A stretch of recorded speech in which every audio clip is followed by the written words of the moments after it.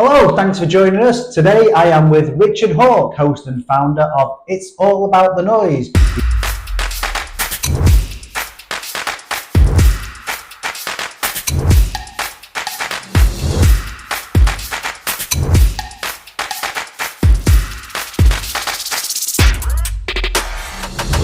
He's been bringing the energy and noise to Sheffield for over a year now. Rich, we last spoke November 24 now, so it's been a year. At the beginning, when we talked to you last time, we were talking about the start of your journey, really, and everything was in place, what you wanted to do. How's it gone? It's been a bit of a whirlwind. 2025 was just an incredible year. Obviously, I was doing the Sheffield Sharks anyway. I was doing the Sheffield Hatters, the Sheffield United Fan Zone, and Sheffield United Women, and I think that really helped grow my. So I want to say confidence first of all, because it was a new journey when I first started. I've always been comfortable doing things like this, presenting, hosting, etc. But when you're stepping into new fields, you never know how it's going to go, especially at the bigger events as well. When you've got and you start featuring on their social media, you never know what the feedback's going to be.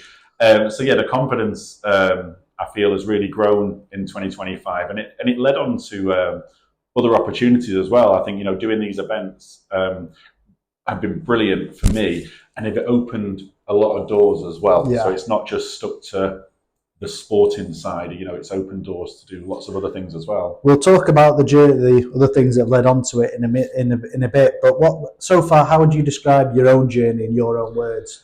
I think it's still unfolding. I don't know where it's going to go. I've come into it obviously a little bit later. I've always done hosted like street dance shows, etc. But to actually make it a career, it's been different because you have to treat it like a business. Obviously, my other companies that I run, I run them like a business, and I think I have to look at this now. It's growing, it's getting a bit bigger, so you have to treat it like a business. So I've definitely looked at that this year, and it's been brilliant. I don't class it as work. I really don't see it as work. Been on a microphone, having fun at events, bringing, like I said, it's all about the noise, bringing that energy to the events. I think it's just been brilliant. I've loved it. I remember when we spoke on the Windows Sheffield podcast about you're starting off. We did it mainly about your journey and your career from the beginning, basically, to what led you up. But what was there a point in It's All About the Noise where you went, I mean, don't get me wrong, Dance Days is still run as a successful business, but It's All About the Noise is taken off. What was the point where you thought, this is where I'm going with it, It's All About? Probably the start of 2025. I just thought, why not? Why not have a go and see where I end up with it and give it a little bit more? And that's why I brought a general manager into Dance Days to oversee things there, so I didn't have to give all my time to that as much. And also, it was the right thing to do. Bringing someone younger in to run Dance Days just made sense, and it really helped the company in that way. But then it just gave me time, and I think time is a huge thing that you can have to then focus on a new journey, a new venture. Having that time to do it has been brilliant. We spoke off camera just before we started about, I didn't realise how long you'd been doing the Sheffield United Fan Zone, really. What makes, you obviously started there, so what makes hosting at the Sheffield United Fan Zone so unique and that brings you the best out of you, really? I think because I'm a United fan, that always helps. I think, obviously, I'm a huge Sheffield Sharks fan as well now, Sheffield Hatters, Sheffield United Women. I love all the teams that I work with, but the Sheffield United job, obviously, I've been going to watch United since 1990. Not trying to give away our ages or anything, but from 1990. So to get that role, it just felt comfortable straight away, because when we discussed having legends in the Fan Zone and interviewing them, it was people that I'd watched growing up. So the conversation felt very natural for me, because what they were speaking about was what I watched. So I could really relate to it, and I think it made them feel comfortable, because obviously some people say your former players, maybe they're not as media trained as your current players right now. So coming to speak in front of 1,000 people, 2,000 people, can be a bit scary, But when I chat to them beforehand, we talk, they know that I've got hopefully a little bit of knowledge and I know what they're going to talk about. It puts them at ease, and it makes the interviews more of a chat. Yeah. How did you get more into like a commentary role for the Sheffield charts and that? And I'd never done it before, and I just thought, you know what, I'll give it a go, see what happens. And within 10 minutes, I just loved it. I was hooked. And then the season after, on my second season with the Sharks, they offered me the commentary role as game day announcer, game day host. And I'm in my third year now and loving it. And that's led on to bigger things as well within the basketball industry. Obviously, I did the playoff final at the O2 earlier this year, which was just incredible. 16,000 people. Yeah. It was Leicester Riders against Newcastle Eagles. That was in O2 in London, wasn't it? O2 in London, yeah. I did the Sheffield Hatters against Oakland Wolves, the women's final, which was amazing because Hatters won. Yeah. So I was on commentary for that in the O2. Yep.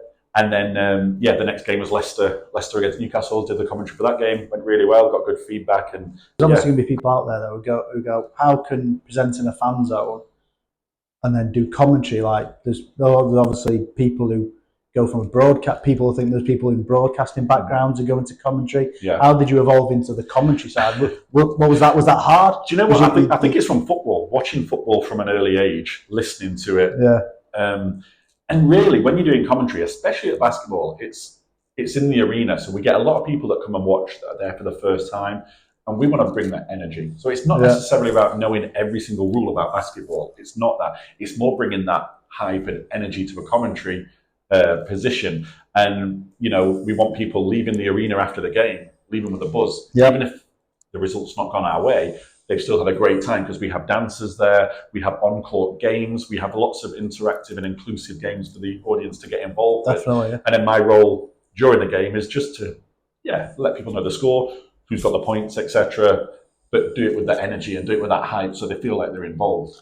Is there a different line between people going to say, well, you've got a football audience and a basketball audience, they're a completely different spectrum on the, how do you engage, how do you work to engage both different audiences? I think Sheffield United fan zone, it's definitely more of a child-friendly, family-friendly kind of vibe. Yeah.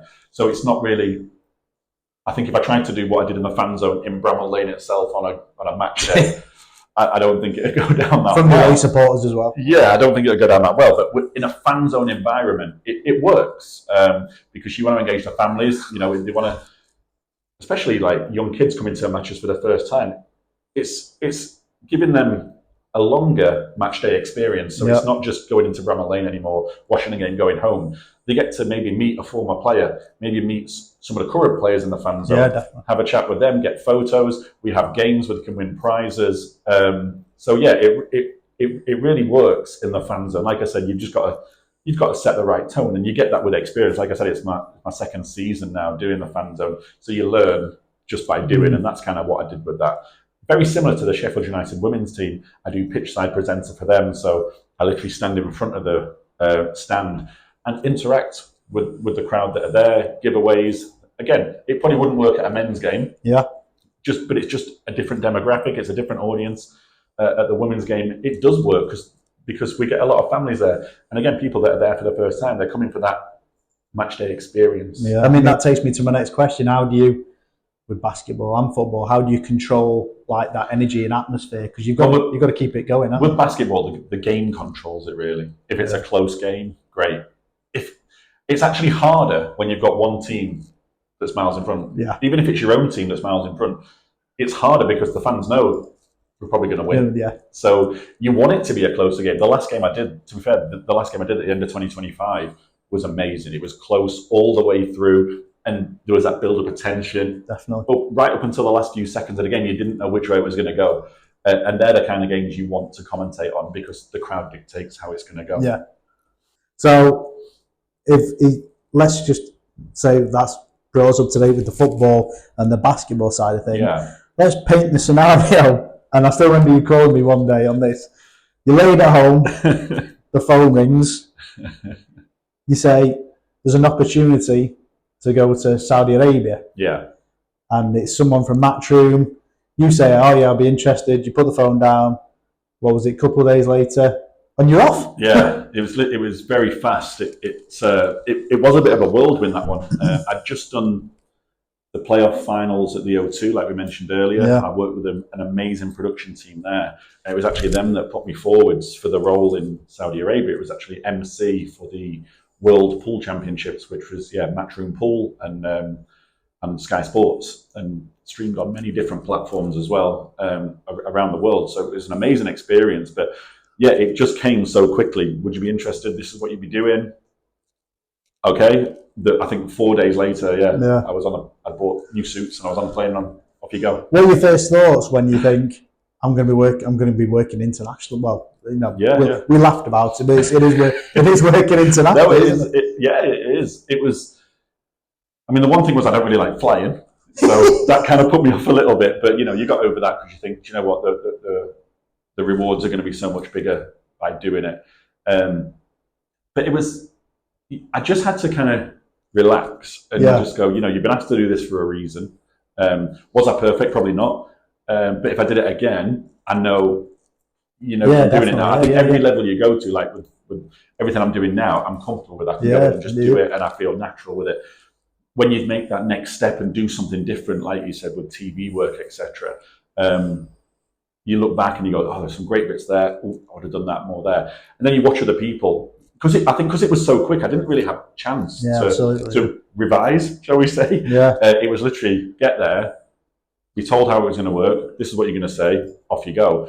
I think, there is a little bit more leeway. I could have read it and gone, oh, I can say it, put more of my spin on it, rather than it sounding a bit scripted or whatever. But, it was an amazing experience and something that I 100% want to do again. And I'm sure I'll have those opportunities moving forwards this year and over the next few years.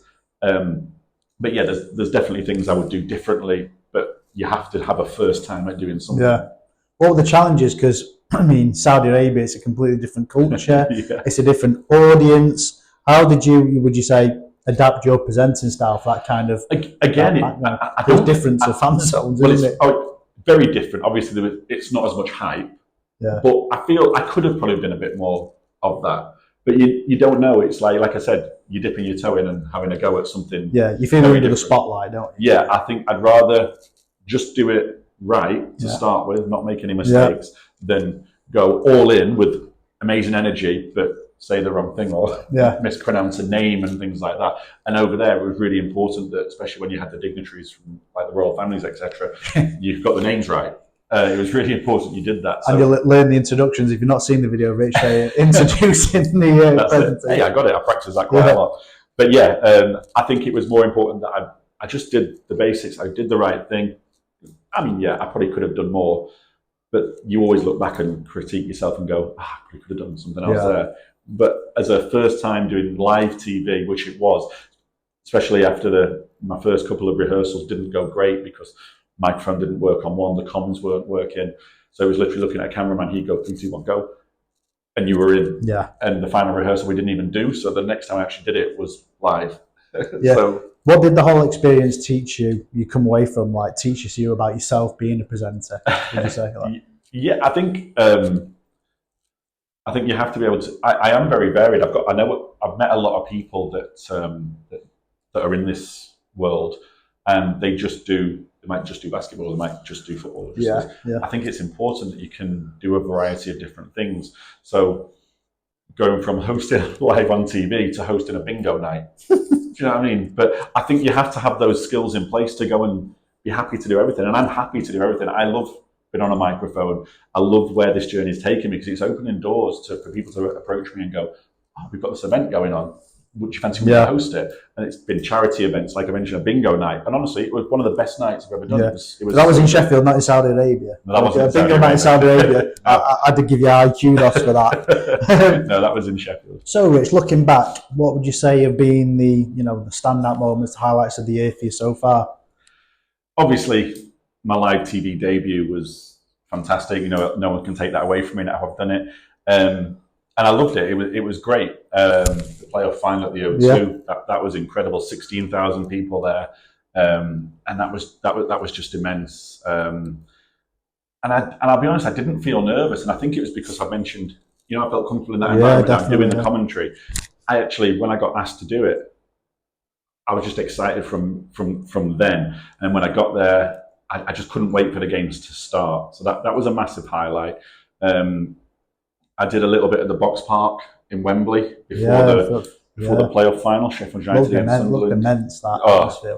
Thousands of people in the Box Park, Wembley, and I interviewed Paul Coots, former player. Yep. So from introducing him on to the interview itself, the noise was electric. There's stuff on my Instagram there about that was, again, because it's Sheffield United, that was crazy. So to go from a fan zone to Wembley was incredible. But then I've done charity events where I've hosted, which meant a lot to so many people, what the charity's for, and to be involved in something like that. It was brilliant. It was so good. I've done opening ceremonies, presentation nights. I mentioned the bingo night. It was not bingo calling. It was very 2025 version. Yeah. But that was fantastic as well. So there's been so many events that I've been able to do. We haven't really touched upon that because you've done like after dinner speaking as well, haven't you? Yeah, we did. I did a Legends night. The Legends night. I did a Sheffield United Legends night, and I did a Rotherham United Legends night.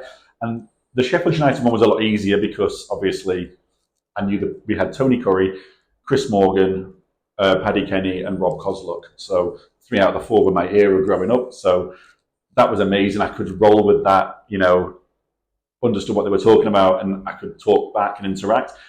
And the Rotherham one, although I didn't know the games, I knew football, so it really helped. Yeah. When they were talking about football, I could still be involved. The games and stuff like that. Well, just talk about the game itself, and what they'd gone through, and when they moved to different countries and played all over. It was great. We had, I think, Nigel Jemson, Will Hoskins, Matt Derbyshire, and Adam Lafondra were the Rotherham United ones. Yeah. Although not anything linked with Sheffield United, but they were football. We knew about them growing up, didn't we? Especially like Nigel Jemson. Is there a line we have to draw where, I know if I was like hosting God forbid, like open for it, but if we were doing like an evening with like Everton legends, and then they're all there, and I thought I'd be watching these growing up, and then my heroes. Do you have to draw the line where you have to keep it professional and also where you're not a fan? And you're not starting thinking, Christ, I watched you and celebrated you on the pitch, and now I'm here talking to you face to face. But that made it even better. Yeah, I really think it was, because when they start talking, obviously I was sat at the front on one of the seats at the front with a mic, and they start talking, and you do get engrossed, and you're listening. You're like, oh, I remember that, and then you kind of have to go, oh, okay, it's me. Yeah, I've got to bring it back in again. That's what I mean. But no, it was. I think the Legends nights have come a little bit later, so probably again I was a bit more comfortable with this route that I'm going down. So I did feel quite comfortable with it. And again, because it's football, I'm just comfortable in that environment talking about it. So no, it was brilliant. There were 2 really, really good nights that we did, and it was good to make the contacts. I've stayed in touch with a few of them from that night. Like Robb Kozluk ended up coming down to Wembley, and I say I got him into the Box Park, but he actually blagged his own way in. And I've seen Paddy Kenny a few times, and we've spoken about doing an evening with Paddy Kenny. Myself as host. So it's been nice to make the contacts in the game, and that, like you said, people you've grown up watching, now they're stored in my phone. How would you describe your hosting style, and then what makes it successful in order for you to get them roles? I think I'm all about the energy. If you look at my Insta, it's all about the noise. Yeah. You've known me a long time. I've always been that energy. I've always been that guy that's had that. Yeah. Probably too much at some time. But I've always had that energy, and I think I've always wanted to treat people how I'd like to be treated. I've always been quite good at working with kids, obviously from the dance background, etc. So with it being a family occasion at most of the events that I do, I get it. I think I just get that you want to make sure that they have an experience, and I'd rather go above and beyond to make sure that one kid gets to meet his favourite player, even if that player's in the changing rooms or whatever, already gone in, not in the best time or whatever. I'll try and make it happen for that one kid, because if you can make that one person have a great time, it makes me feel great. Oh, I've done a great thing, but that's what I'm there for. I'm there to make sure everyone has a good time, and if you can go above and beyond and do that little bit extra, I do feel that's what I do bring. I don't just come in and go, right, and do commentary, then I go home. I'm there really early. I'll stay afterwards as well, make sure everyone's looked after, speak to people. I just think it's the right thing to do, and it's just what makes me different? Probably that. That's what makes me different. Yeah. Very good answer. Thank you very much. 2026. Started it now. Where's the journey for the noise going? Where's the noise taking you this year? Obviously, still with my teams. We've got the rest of the season to go. I've been booked for the basketball cup final in Manchester, AO Arena, and at the playoff final again at the O2 in London. So I've got 2 big bookings already. I'm working with Sheffield United a little bit more, so not just on the fan zone and not just with Sheffield United women. I've done a little bit with their social media teams, and I'm also working with Midnight, who are their main sponsor. I'll be going down to, it's actually this month, January, Sheffield United away at Southampton. It's called the Midnight Express. I'll be going down. Is that the first team? Yeah. Yeah, it's the first team game. Yeah, I'll be travelling down on a coach with fans, but we'll have former players on there, so I'll be hosting their journey down. So it's a bit different. It's on a coach. It's a bit different. Fan zone on a coach. Fan zone on a coach. We'll have quizzes, interviews with former players. We'll have music playing. So yeah, an experience for the fans going down to Southampton, because it's a good 6 hours. Easy on a coach. Yeah. Easy. So yeah, it's about giving them an experience, and we've got 3 or 4 players lined up. I think there's maybe 2 or 3 different coaches going. I'm one of the hosts on one of them, and there's other people on the others. So yeah, it's that should be a good one as well. Really good idea, yeah. And I think it's keep opening doors, keep saying yes. I always say yes to things unless I'm double booked or whatever. I'll always say yes. So I did, like I said, the bingo night. I've got a Mamma Mia night coming up. Don't know. I have no idea. But I'll be doing money. Terrible pun. Oh, terrible. But yeah, so it's just keep going, keep pushing, keep doing the events, keep having fun, and just remembering, this is just a journey. It's just a bit of fun. It's not the be all and end all. Yeah.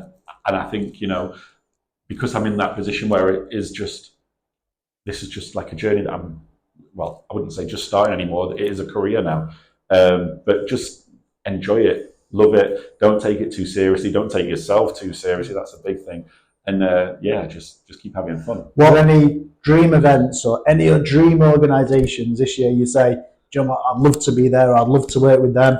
I think, you watch, so there's a couple of different things. You watch these events on TV. So there's because I've done pool, there's the darts and stuff like that. Yeah, that'd be great.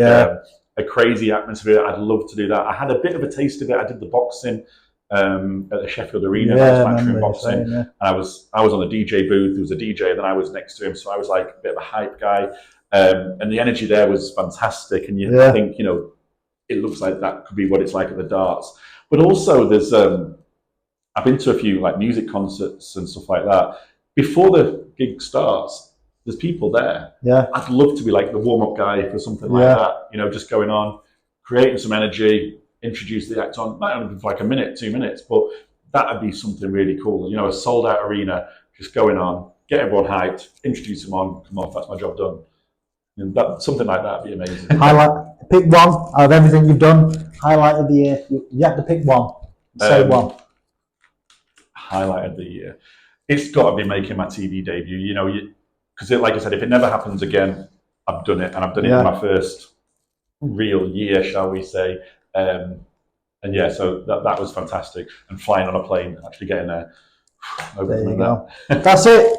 Thank you very much. Appreciate it. Make sure you follow Rich and All About the Noise. It's All About the Noise on all the socials.